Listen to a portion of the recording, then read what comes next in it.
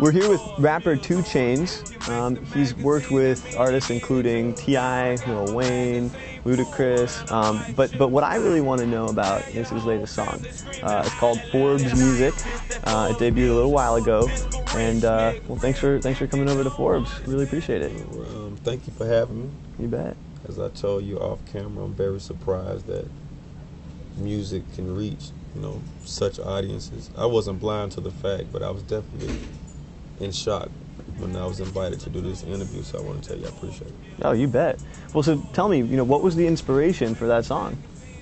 Well, the inspiration basically came behind the celebrity issue that you guys put out, dealing with music. A lot of musicians who, won't necessarily admit to it, but they say that other people will sometimes, put a name of a brand in a song, not getting paid for it or anything, but just to show that, that they can do that and that they can work with brands. Is that something that was on your mind at all when you were recording this? Not at all. Like I say, I definitely didn't know how quick the news would travel about the song.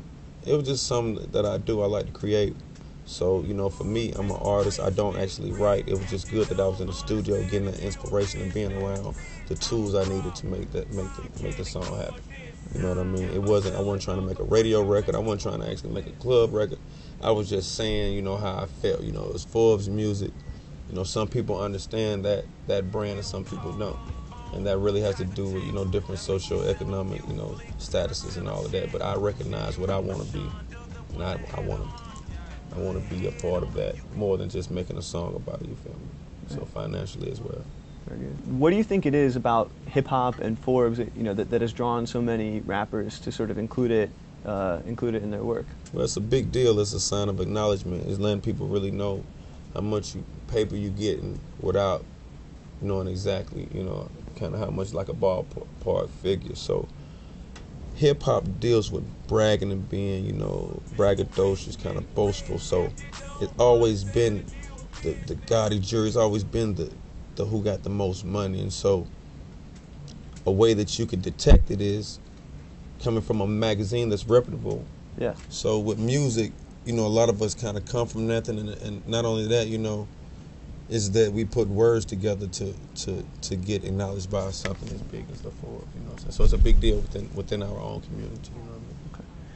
And one of our biggest issues of the year is the Forbes Billionaires issue. We also do the Forbes 400, the richest Americans. Mm-hmm. There've been some noises about, we put Jay-Z on the cover of our last Forbes 400 issue, and there's been a lot of discussion of who's going to be hip-hop's first billionaire. In your opinion, who do you think is going to get there first? It'll probably be, it's between the three people that you named. That's Jay-Z, Diddy, and probably Baby. Stunner. That's a no-brainer to me. Each one of those guys, they make such big deals. A lot of their moves aren't like petty. They make giant leaps. 50 does $300 million deal. Like if you do 3 of those, you know what I mean. So it's a little different from the mentality of some other artists. Who are content with maybe $1 million deal. You feel me? Right. And Baby, his longevity in the game, his consistency, the artist, Drake, the Wayne, all that, to keep him going. And Diddy's the same kind of dude for us, having the brain, being spread it all over with TV, films, clothing, etc.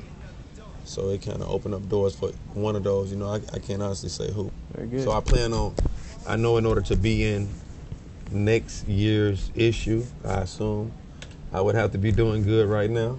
So I'm not like doing all that right. I'm okay.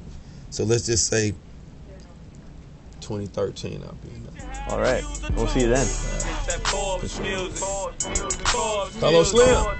2 Chainz. The magazine, that mean you get into it. I got my magazine full and I might shoot you. Have your home.